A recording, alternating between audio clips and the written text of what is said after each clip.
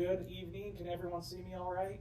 I think this might be a good spot. My name is J.D. Leathers. I am running for US Congress, the US House seat for Missouri District 4. Ed Emery from Vernon County recently announced that he was running on the Republican side, so we do have an actual race now. Knew we would, just didn't know how early we would have it. Again, so I'm from Cass County. I live about 6 miles from Vicki Hartzler right now. I pass her farm and her house every time I want to go grocery shopping or get fast food or anything like that. I live on our family farm. I'm a subsistence farmer. I had ran my own consultancy after college. After I received my bachelor's and graduates, I started that. It failed with the COVID. Moved back to the farm. Now, I was more interested in hearing some of the issues that are down here in this part of our district. So much of our district politics pay attention to Columbia and Cass County and Boone County in general, and even Sedalia, and kind of forget about the rest of the district. And even when you try to dig and try to find information, there's so much news has disappeared. There's not good local reporting anymore, so that messaging doesn't even get past your next door neighbor. So I really would like to actually, instead of giving a big spiel all about me, open up to you guys to tell me what your guys' thoughts and concerns are right now, and ask me any specific questions you want to know about my policy beliefs, what I want to do. But for the most part, I'm a moderate liberal. I am not very, very far left in a lot of my leanings. As I've grown up, the terminology has changed to call me a very far left person, but I'm what they used to consider a moderate Democrat. So that's kind of just the basis, and I look at things based off of what is the best way to afford to help the most people and what's best for that area. So is there anyone that has any specific topics? Or well, what do you consider, or what are your plans to do for us as the community in the 4th District? So in the How can you help us? 4th District specifically, I would really like to, one, fulfill those promises that have been made since the early 90s on the telecommunications side of infrastructure. That is a big one. And that broadband's the hot word right now. It's not just broadband is the problem, because most of this district I go through, if you're off of the interstates, you don't have cell phone service very well. You go off the major highways in the rest of the district, I mean, it's completely gone. And that's everywhere in this district. That's something that is easily fixed. It's something that's all about where the pressure is and where the telecommunication companies like Verizon and T-Mobile think the most value is. They think the most value is in the cities where they sponsor the arenas and where they sponsor the football teams. That's where they believe all the money is, but ultimately we're all part of it too, and we need the services sometimes more than other places. So really the infrastructure bill that is trying to be pushed and everything right now is so convoluted at this point, no one knows what it's going to be, really. And it'd be nice to be in on some of those conversations, be pushing for that broadband and the telecommunications in this area. But that's not the only issue, and I know this is not really cliche, I guess, but the bridge that goes over I-49 in the town I live in Archie, you see tons of exposed rebar. You could go under a lot of overpasses throughout this whole district and see concrete on the ground from the overpass above. We have literally crumbling infrastructure here, the physical infrastructure, that's public works programs. And that's something that, there was a big push when the bridges in Minneapolis and St. Paul collapsed about 10 years ago. Yeah. And there was a big push to fix all of our bridges, and there was a 10-year plan, and that 10-year plan is now on like a 25-year plan. Our state government has not pushed it. It didn't get the funding from the federal government that was promised, and that's something that's unacceptable. And our biggest issue is we got members of Congress and the Senate that knew these were problems, ran on saying they were going to do something about it, and then when they got to DC, didn't do anything. That's not my plan at all. I am okay being voted out of office after a term if I'd at least then spent that whole time trying to advocate and trying to get stuff done. I'd rather get a good 2 years up in DC than be there for 10 years and not do anything. So that's that on that side of it. There's a couple other things there's so much data to support that even before COVID, rural hospitals matter. And rural physician clinics matter. I'm lucky enough, they're 12 miles from a small hospital, but they're not that great. They're relatively underfunded, and I know that that's actually one of the better scenarios within our district. Plenty of our district, you have to drive an hour or more to get to a regular emergency room. And that's unacceptable for tons of things. Most people, strokes, you need within the first 30 minutes, you need attention for strokes. Within the first 30 minutes for heart attacks and other cardiological issues. COVID has shone a light on it, like no other, showing that the small hospitals that are so far few in between can't handle it, but also that when we're seeing that parts of the state are having to send patients out of state because we don't have the hospital infrastructure anymore.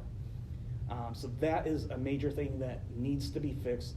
I believe it was about 6 or 7 years ago when they started closing a lot of the rural hospitals. It had been going on a little bit before that, but really about 6 or 7 years ago was hit really hard.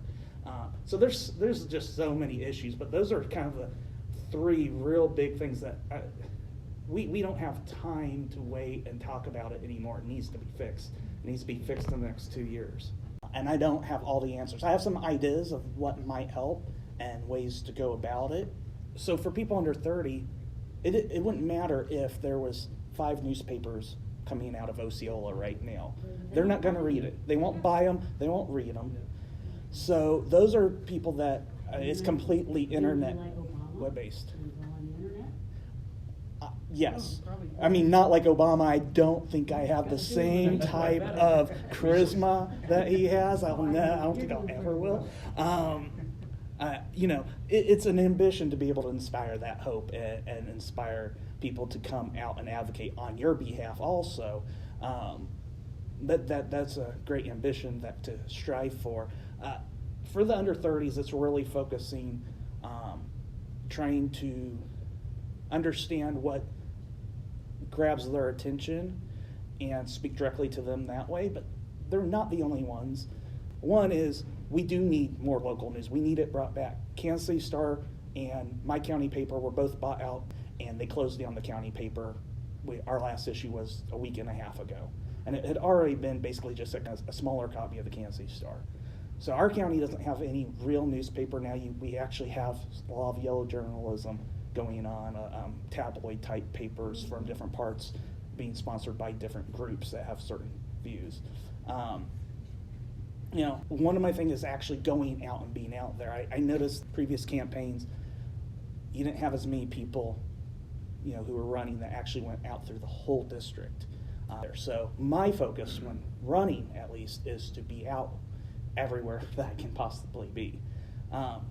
When I'm elected, and I'm planning to actually get on the committees that are relevant to infrastructure, that are relevant to our healthcare system, and to actually be forcing conversations with the media companies, the people that own the different newspapers, and advocate on our behalf, because I'm one of you guys in this, to get our newspapers back, get public water supply out into, even just 2 miles out outside of cities. That's stuff that people actually have to care about and go advocate, and you can't just say the nice things to get elected.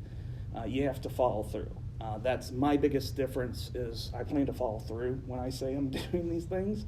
And I might not get everyone's attention, I might not get on every committee that I need to be on, but it won't be for a lack of trying. It'll be a lack of faith from people above me that don't want to have a Missouri kid telling them how they should be doing things better.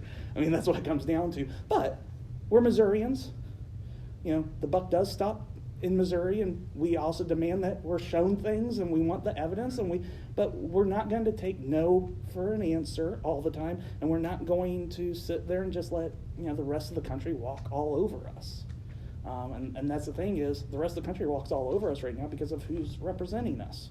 A bunch of people that would be much happier sitting in their nice homes outside of the state, not even living in the state anymore, getting money from corporations and from, large donors who aren't corporate connected but have a lot of money, to push certain agendas or to ignore certain agendas. So that's where I'm going with that. I had a two-part thing. The first Okay. thing was, my concern when you if we don't get something down here, I don't know about anybody else, but we have to get a satellite for internet, we have to get a satellite for television, and it runs us about $200 a month. That's a lot of money. Mm-hmm. And it's our way of communication. That's where we get a lot of our news Right. from. And when it comes to these young people, they get on the internet. The problem is they get a lot of crap going on that internet that's false. And they don't, if it flashes, they like it, and if they will not look it up and see how true it is.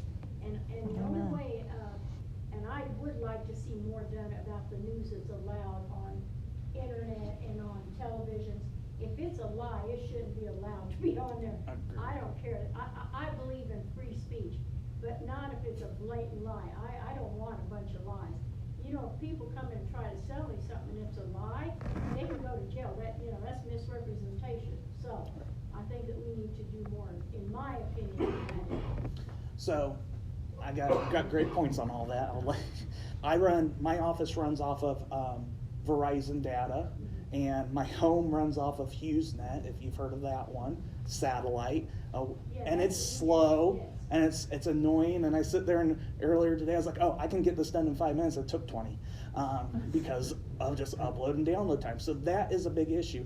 When it comes to the other side of your points in question there, well, I feel like coming from this district, everyone in this district don't want our kids hurt.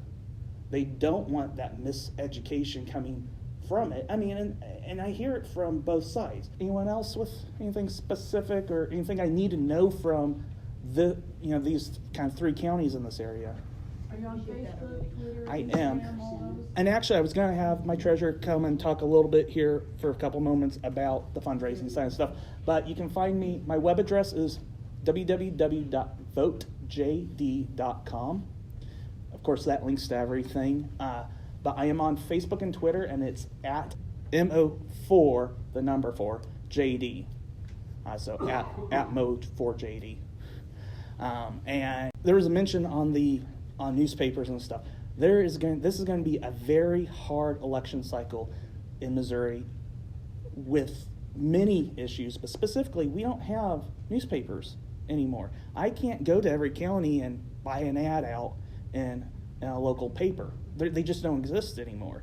I would say one more thing. So actually, earlier today, we were over at Ikogi getting our beach floats and visiting the reservation. So, but thank you for all your time again. And I like being out in these type of situations, these type of meetings. I mean, it's really the only way a candidate will ever know all the issues going on. I'm never going to learn it all by trying to, read a newspaper or be online searching for the information. All right, well, thank you so much. Thank you, JD. Thank you all.